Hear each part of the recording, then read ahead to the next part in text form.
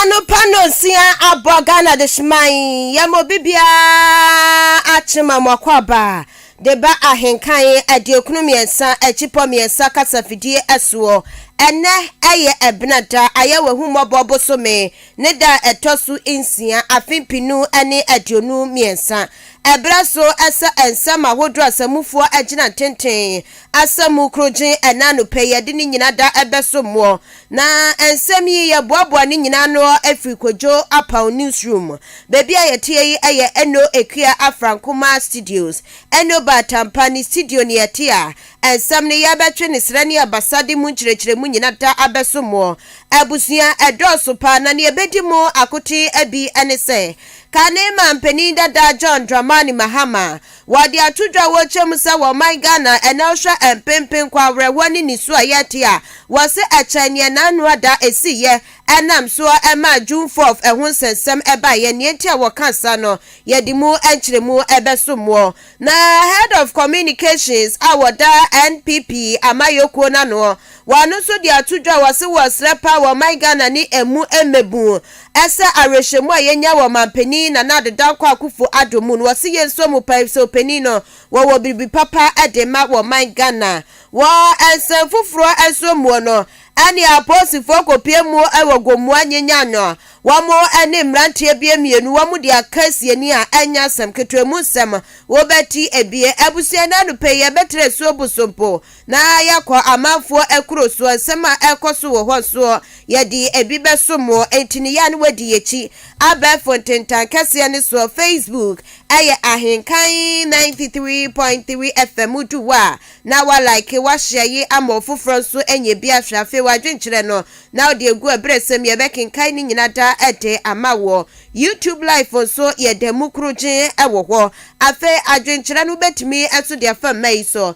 0594 841044 0594841044 wo de fa wo so a ebripem ye bekenkan ni nyina da ede amawo na no pay ena spiesie enko ema Rich Drop Natural Mineral Water Rich Drop Enterprise na daroma ana waso ya sensika afemo afei Ahenkan FM wasi ade yo ye kan ye yo pa busumi etwe mwawie ye ene odweni piemu the Blues Papa restaurant na chese enya asem ketwa agukansie wowe edi enipa ebomu pa agukansie enti wobi ni nyonkwa ya akakura bo se na wo mo twetwe nkomo enti sa dwumedi ekoso ewo the Blues Pub and restaurant no ebiem esanso bekoso a enya asem ketwa ebripemu mu kyerɛkyerɛ mu nyina da ye de betu edwabusia ena no pay me so amache penie me din sem ni mu kyerɛkyerɛ mu nyina da ebesom osima no aduasa entemo midin ene mame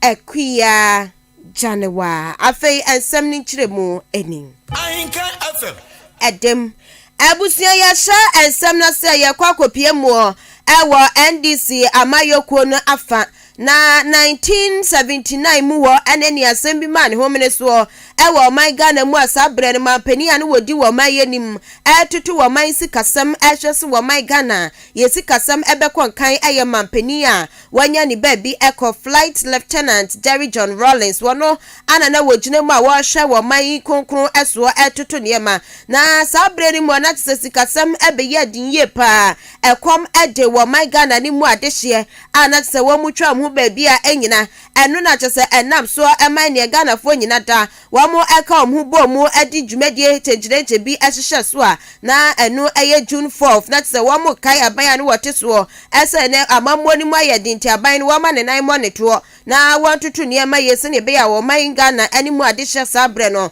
wamhu so betimi ahenhan wo mo ene efiti sabre na abesi ne ye kasa bi e kasa boso ene June 4th ehun sem edoso pa na sa June 4th ye enam so ema mampeni dada wono na sabre ndisi amayoko no wama sanso akwato aba eyi no so wo megina entu franka ema wo mo eya John Dramani Mahama wegina so ede sama hodro atudwa wo kire se wo hwe o man Ghana empempre se ne amammo ne ekoso yesika sam ato ha bibia nkwa nanim bibia nkwa nachi bebra yegina ne yegina waso hwe sa amammo ya ekoso pa emuoten ese ne esi nanu enam so ema June 4th ehhye ye no enso esi ye na ne kasa ye mu an wo chemu se wo hwe NPP MPP abaya wo bu wo man Ghana ya afimpi no ani dunsia ne ensem dedede waka bi kire wo man Ghana ye pan aka kosi se ya tisika so ne kwomode ye ensem no wodi bebre ka ho mane koye se wo ba no wo ba betoto wo man Ghana amamuo wodi bibia bededa na akwemu se ne be esikasem ebe konkan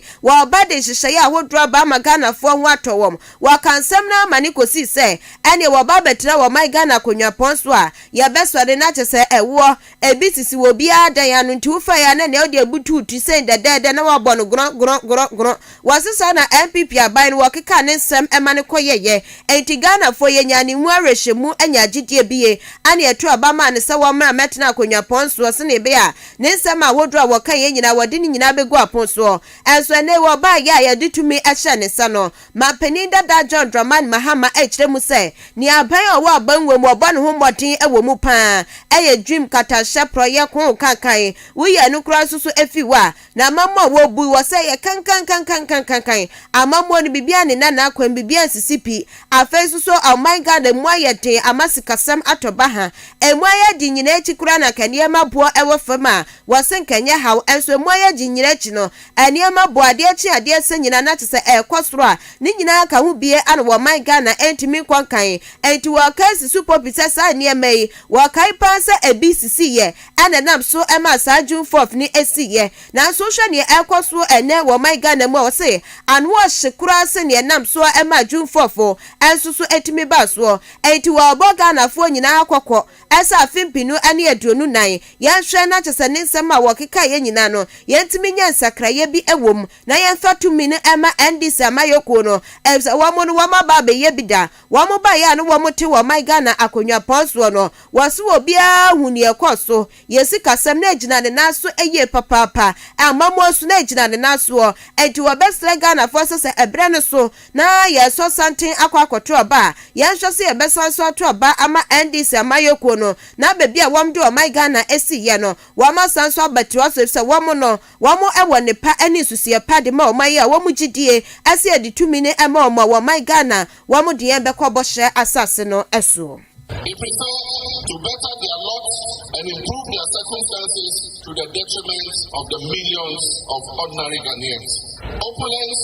ostentation, gaslighting have become this government's preference, even as unemployment reaches unprecedented levels in our history. Almost all the independent state institutions carefully built and nurtured over the decades to ensure sound, balanced, and equitable governance have been deliberately weakened and bastardized through politicization and subjugation to the will of Akufo-Addo Bawumia administration and the ruling New Patriotic Party. Ours is a country in dire need of proper leadership and governance. The June 4th uprising occurred for far less than what is happening in our country today. The national decay can only fester under this NPP mandate. A new revolution, this time of a democratic and peaceful kind, must take place at the elections of 2024 to earn the suffering of our people and enable us to begin resetting our nation. Ahenkan FM. Abusiani ayama peninda da John Dramani Mahama no wodi nsemi nyina tudwa ewo eyefra mantem ni mu hohoi ewo no kokopie mu ona nyina da aye June 4 afibia efisesi ye no enfisia no polipoli aduanan anan antemunie enti afibia si ana wo mahwe ahye ho fanti ho hye na wo mo ehye ne fa ewo fra mantem mo ana mampeninda dade ensemi atu edwan Abusia yatwa ensem ne so wo ensem fufuro mu head of communications a wada NPP New Patriotic Party was na mayoko ne anwo Yera Richard Ahiagba na wade afutuo ani adesrede ato Ghana fo nyina anim ne titiriw ne emebu ne nsem a waka nyina wose wosre pa sa emebu no arehwemu ayenya ewo mampani na adedankwa Akufo-Addo ene na mamuemu wose yenkoso na yenkurekuremu a efise amayoko no Wamo ewo ensusupa eni trimupa edema waman ya se yakoso ekura wamumu asa ensusupa ni nyina no wamo di begu aponso atese ni nyina da ebeboa waman Ghana eni emu adehye empo a mebu esuka ho bie wato ane nsem so ane wo kyeremu se ene upie montenso na woni emebu ne twetwe nkomo a wamo nsem a wamo ka nyina da afadwuma ho sesem so enu ti wo gyina so na waka atumebu nyina trimu se abaye wo abanwa mu wogusu egu nhyehyeye so a wabo ne modin se enyuma ahodo ebebusuo na emebu nso enye bi aye wose no kura na ekoba ne se beboa ama wetimi wakame ebeboa ama nyamna nsem ne etutwasem ekoso ewo yempotem ene yempeso a woduro nyina mu eto nso betimi etwa ebesanso abua emebun bia ene esanse adwuma nsem atapinti no wamudu wamho afolifoli niema bia ense enfata no wamususu enya adwuma bia ye na sa niema ni nyina so no etimi abranti wosrepa esa ban wo abango mo wo sepa na nhyehyeye so eye de beboa ama oman Ghana etimi etumpon enu ti wo besrepa sa emebun bia ne wamayo madwe sa rehemu a wo munya ye ewo NPP amayokuo ni mu no wo munya sa rehemu ni biem empo ebimu kakra akosi se NPP aban ba ye bosha wo hye wo mu nyina nya de wo metumi edi so no wo se wo sra pasa sa emebun wo mu samba wo mu kanyina no wo mu nya ka ebisa ba wo abangwam no na hyehyeye ya wodi gu aponso no eye ne eba bebo emebun no eba bebo ama wo mu da ne da sitena mu ene nsusu etimi asipi na sika wo mu hia nyina bi so etimi egombotom ebisanyuma awodro anaban yi wodi eba begu aponso ani nyina da eye ne hyehyeye na emom no ne wo ka ne se wontimi enfiti prekope enfa se adwuma ni nyina ma enti eyen kakra enti ana wosre mebu ni se yenya sa rehemu ewo aban mu na yenka yakoma entu yem se ni tirimupo ne hyehyeye ensem bia woka eto wo man so woka de hye emebu nyina etirimo afimpinu ani edunsia no woguso wode sa enhyehye ni nyina egu aponso ebripemu no ni nyina bebem na empo wo haw ani ateti a wo man Ghana ye na mu ni titiru ani adwuma sam no anu so eto atimi atwa wase enkosisa sabre ne ebebemu de wobesre Ghana fo nyina se enkabom anehia wobesre Ghana fo ni titiru ani mebu no ese arehemu mapa ani yenya ewo NPP amayokuo no emu obi biara wo temene yenya gidie hwe se Ahenkan FM ade hunu a ye pese ye make sure say sa problem one district one factory ba be solve this problem ebia na antumi an solve ni nyina prekope but ni so ade hunu a sustain investment in one district one factory ye koso ediscussion ehweso mane ye a ebetumi asolve most of our problems titru mpono most of young young youth here was street you see na say omo e wa krampo so kan but dudu no a journey from the countryside normal Ahenkan FM ade ba ko abetumi atete nipa ene se obesore anopa na unim dia wo ye na bebi a wo ko but so onya edwuma onim se bosumi se obenya se bosumi se menya se betumi ahyehye na brabo abetumi aboa enti no I think say mesre maka say Ghana fo nyina yenya gidie ne enkoso an support to aban we na ni so ade hunu ade a bet tackle the biggest problem Ghana ye wo youth unemployment ye guso ye ho Ahenkan FM abusiani ayeye Richard ahiagbana enu echi ni wadi tudwa wo kyeremu se ene kokopiemu ewa asenot abaton peswaso a ya tetetete sa NDC amayokuo ne kansembie wamo sama wamo ka wamu kyeremu se abato ebekoso ewa asenot ninti NPP amayokuo wamu nam kweti kwai so epekwan biswa na ne wamu de amayokuo ni baako aba behemu a sa woni akwa wamu de ne eba behemu no eno no emwa ma abato no kro ye ne pepe ye entibi koso enti NDC amayokuo wo mani abrepa ne nei wamu frusi piani apa no wamu ka ho asem eno ana ye Richard ahiagbade atudwa wo kyeremu se sa asem no eyehodo radasem no kura bia enimo wase no kwawede ne pepe ye abato bia edimu akrote enti wamu NPP amayokuo na nya afei ana wamu kwanam kuntu ase akofa nyamra kwan so na wamu di obi aba behye mintu wasese etisa NDC amayokuo no eka nsem bi sa yensere wamu hu krata NDC for the buy na patchre se MPP ye pese ye fakwa bi so na ye de obi a ono so contest wo ye internal primaries mu so ba be di MPP ni mu wo sa constituency na yakoto aba enye no kreda se MPP ye se ye ma enua chasopoku edi abɛhyɛ ase north abaton krater omo ye nipa mienu na ayese ompese omo contest June 7th and ye beto sa aba nti nyanto enti se ka ne aka no kra MPP ni candidate wo ho a ayese ye prede ne di akwahye krater nso so mpo no emra ensi kwan se esese wo ye obi a wa register or sa constituency wo pepepe ansa vote to be ejina so be person or contest na obeye parliamentary candidate ese nipa na kane oye Ghana ni na odi be 21 years minimum na se nipa ne din wo abaton krater emra no ankyere se enwo abaton krater mu a ewo bebi a o contest no ansa wo tumi a contest Ahenkan FM. Abusiani, head of communications, Emma New Patriotic Party, NPP, Amayoko no, Gera Richard Ahiagba. Abusia yatua ensem ne so ewo ensem fufuro mo na ye bohwi na yakwa kopie mo ewo emfinfini mantem ni mo bebi ayekoi eye Gomwa East abatoa empeswa so na Gomwa East abatoa empeswa so ayekoi yakwa kopie mo ewo Gomwa nyanyano na ewo na wakwa kopie mo ene sabre aposifo mienu wa mo aka edwemu eye pane enam so ama mo aka edwemu nyina ne se yenim se ne aposifo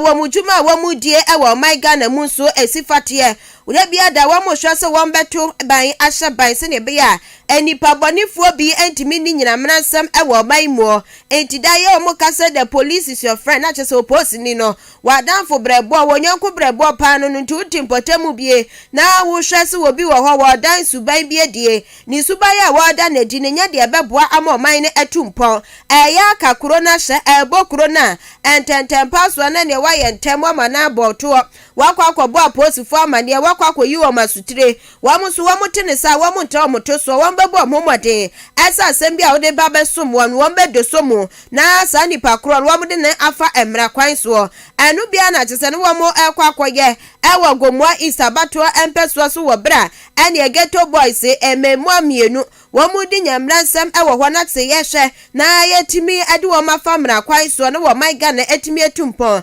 ananam so ema sabre amre kase aposifo mienu yi wo mo etimi apra emrantie mienu yi anam so ema aposifo isusu timi pra ye sabre wo mo akwakodi ensenseme ewo aposifo ensema ene emra no wo mo twese ebripemo yade wo mo ebekwa akopiem na emra no anso etimi ani wo mo edi ye pa na ensemi ba ye ana aposifo wadi tudwa wo kire mu se wo hwa sa ghetto boys emrantie ya emu maako enwotwe de chese wo mo sa aso mumu ane yade wo mo akwakopie mu ewo ya aposifo asoye wo mo da aposifo ekukumu na emu mienu de wo mo soso wo mutimi adwane ya adwane a wo mu dwane ye no ayase wo mu dwane ni kwa abusua aposifo kire mu se handcuffs ye de bigu wo mo sa ye pa ana tse hwese ne ye de egu wo mo sa na kani kwan se wo mutimi adwane so no wo bi nim kwan a wo mo fa so adwane ne mom omumu nwotwe de wo mu guso eda aposifo ekukumu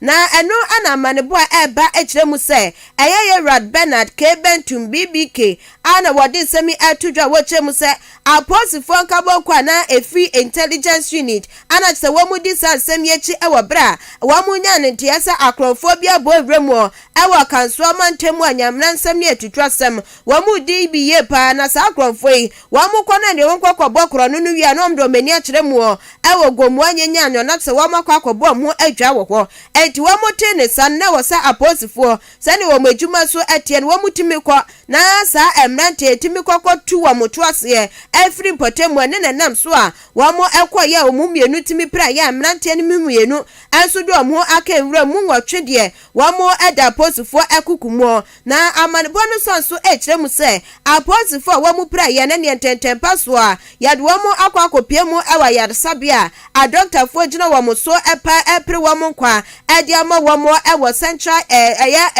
fifini mantem no enso emu ene na nam so ma aposifo a wo mo ewo central east region wo mo de dwa wo mu kire mu se animani mi a wo mu hwe se ahwehwemu mapa betimi akoso ewo ho na emrante mienu ya wo mu do ho aka ewre mu susu wo mu do wo mu afa emna kwan so na ensemi ba ya na ne woni akwa dance ni wo na ni tue mu ehu ni ekoso ewo ho nyina no wodi mu nsem ebo eye aposifo di mu nsem ebo nsem trafo wo kire mu se wono na nani atue mu bi ye pa wo hu ni ekoso na ni ekoso nyina na wo kire chemu a wo chese sabredie aposifo egu ehwehwemu a wo mo hwe se samrante a wo mo do mo ho aka ewura ne so wo mo sa ebeso wo mu emu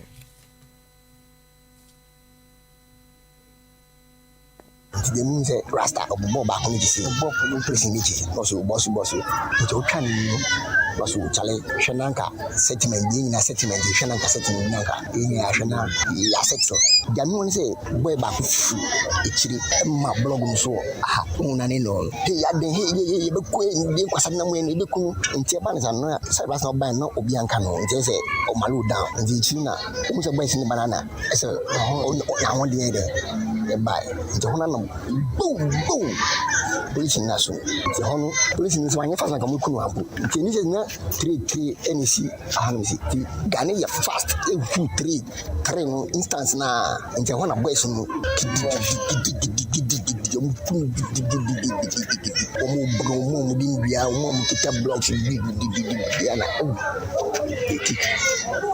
the Abana, often with the handcuffs and bombs and I'm going fine, we run a power with the handcuffs in there.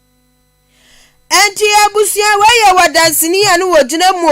ehu ni ekoso wogomu anyanya no emfimfiri mantani mu anamso Emma aposifo mienu wamo epria Bernard K Bentum ne nsem ne ekokotie ye no na wono ekasa awie ye no anase wade atudwa wo kire mu se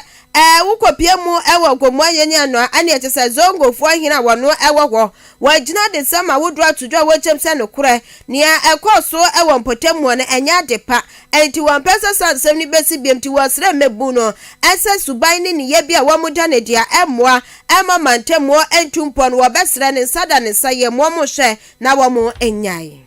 ya nyanya ahimfo ya yeto na mo le pede police fu obeye no wo wipe da stubborn life na eba kum hanu ye ho no mo friend say sabia see police for any mbrante asiama ye pra police for ma ya chi mbrante ni bi ma be musu di ankop edwane na ye ahimfo de e wo say yeso ye sorry intermediate instant me call police station me ko hu say no kwa ya chichire ebimu e ho ma me be fi na de etini say nyanya no for ye ya forufo mbrante ni nketes ye na ya forufo ya sanso ye ekwafo enti sa yembu police yesro police dada nyanya no for ye police ana court yesro na mu manso de ye twibi na mu pa de nyanya ni beyinsa abo police ana wai bibia abo police de ensi da minti bi poda nti minjindi se nyanya no fo na omaye abusia wei aya gomu anyanya no eya zongo hina wo ho saliki isaka gewa ne nsema wade atu edwa enono abusia ye gina ne nsam ne so na yato enkra na rich drop natural mineral water enso kroji ayade afa abefu afidiem asone sone sonti ekwa ni pedua ni mu a enkofa wo haw anase sunsanso biada emre ni pedua no na rich drop natural mineral water yi kwafa bae rich drop enterprise wa mu ye nimuam dada enkane ni nso de dia na edaso rich ice intiane wose wadi afa abefu fidiem asone sone so ahoodindro ahyane ma enunti rich drop natural mineral water ekwa ni pedua ni mu a ahoodin bia wose ni pedua ni nya efiri nso mu nyina ebi womtie boa pa ma ni pedua no from ye pa enenya ruwa na drosu bebre na yenya firi nso enti nso ekwa ni pedua ni mu ehu hia di se oni pedua no ehu hia na opani pedua ni empumtu a enso ba ko pe anana no pay mekamfo amawo eno ane rich drop natural mineral water unya binum a ebeboa ni pedua ni eye pa na rich drop natural mineral water obepie mu ewa chima boaboa wa mo ewo peace town we ho ana obenya nso ebia fei enkran pumpuni mantem so eye kaswa CP eho so kwa Rich Drop Natural Mineral Water anase Rich Pack Natural Mineral Water wobenye bi abo egu nipedenim amana hote enso esipi chechemu bi asimidie ya na wa friend penifo wo mei so 0241666508 0241666508 now ni penifo enso atwetwe enkomo Rich Drop Natural Mineral Water eyensu a ene FDA asoye hwe yenyane ani nrosuo wamo agye atum se ye ekoni pedwani mu a eboaye pa Rich Drop na wageme so always rich always pure. Afei bosumi etwemu awieye Ahenkan FM ya di dwumadi bi hihye so was the Blues Restaurant and Pub na atese ayagu kensi a ekos na ne hu commentary nyina da ye tabri ye nkuku ni ye nkaka efri eno ekua Frankoma Studios ne ye di kokopie mu wo ho ye di commentary ni hihye so nti ya hwa agu kensi ni nyina no na commentary ni na mase sada no so de ne the Blues Pub eho ye de ye pa enti no ebiem esa ba be koso na ne ebe koso aya busumi ewo mi ya ne da etoso edu 10th June 2023 aya eda memrenda enwumre no so pepe penalty se dwumedien ahyehyɛ so sada no so agukansie kase bi pa egu aponso awe aya UEFA Champions League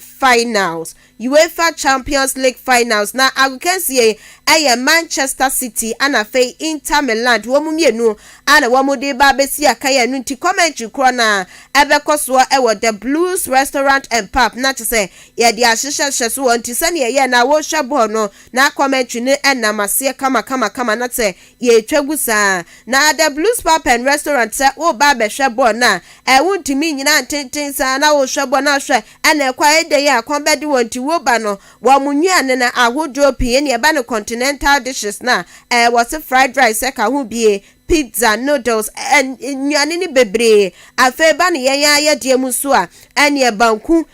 ne kwan na wo pa benya bie ene mekoso so ene su benya bie afei toza fitz ene su besuo ampesie konkonte ene ye nyane ahodro na the Blues Pub and Restaurant se wo ye ni nyina bie enso ewo ho ntu pani nyina bie dia wo ba ne wo pe bia no won sa ebeko bie na the Blues Pub and Restaurant ewo mai so 0246970146 0246970146 now ni penifo enso entwetwe enkomo afa ya busuya ya toa ensem ne so ya tre so bosompo na yakọ amanfo ekuro so ensem so na bebi ayekwe pode eye bibre ema enyina na ne asemde enso eba na asemde eba nyina ne se afimpinu ani edu ankunu ni mo 2019 ana ya de piwe bi unity ewo my Ghana mu ni wiase afa na nyina coronavirus wono pene ya de awo ba ye wodi ni nickname so ba ye COVID-19 ehun hihye nyina ye disu achese kakra ma ne bo eba gem se ya de no ye tu asia enesa ya de ne ye wonu konkonsa bebi ofiri ba ye bia wonhwe ne wonko na enam so amane ene abibren kabonko bie akomo abomo a wamdi dwumadie bi ehyehyɛ so wamu kyerem se ene COVID-19 no ano ebrase na empo Russia ne Ukraine tokwa ene so nam so ma amamu ahudro pi entimi nkoso no wamu hwɛ na ne wamakeka wam nsase akomo abom na ne abibren man yeso yetimi ade aboa ye ho ene tu kopie mu ewo Ivory Coast Cote d'Ivoire kroni mu a Prime Minister wano ewo Hoyera Patrick Enchi wade atudwa kyerem se wamu ene ekuo bi a ensha abaye ase we aye ankurankura private sector wamu akomo abom a wamu ba be primpumtuo ade ama bibire eman na wo kyerem se esa eman bia betumpon aman bia bekoso ni sikasam ene na adwuma esema empempi no eya na ejina ankurankura ekuo ne so enti wamu so tenase a wamu hu yesa ankurankura kuo no eya na wamu eboanti na wamu hwe eso wamu nyina bekomo abom na wamu ejina sa ankurankura kuo awodo a ewa ebibire man mu na ne wamu akomo abom ede apri empumtuo ne kasemu na wachem se sabro bepie mu ewa bibire man mu a ene ankurankura kuo a ewa bibire man nyina ye ka omoma akumienu miensa wose eye ahasa ene aduanan enum 345 ane se womu nyina akomo bom a wachem se sa womu nyina akomo bom na womu yo madwen se womu pri empumtuo a ene bibire man yesu yesi kasem enu ɛno so betimi akɔ enkan ye pa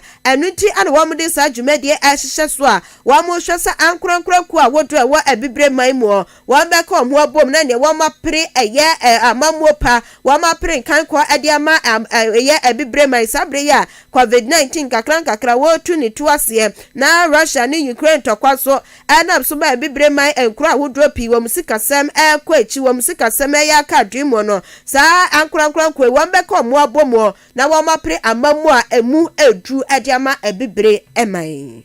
abusia ye gyina asɛm yi so na ane anopa no si akase asamufoɔ asɛmu ɛdema ye de ni nyinaa esi ɛna sepiesie nkɔma so nya abotre etie bie ɛna mi producer wɔtena afidie n'achi achinchim na fruma ɛma me ɛyɛ adwenpa kofi mensa adwenpa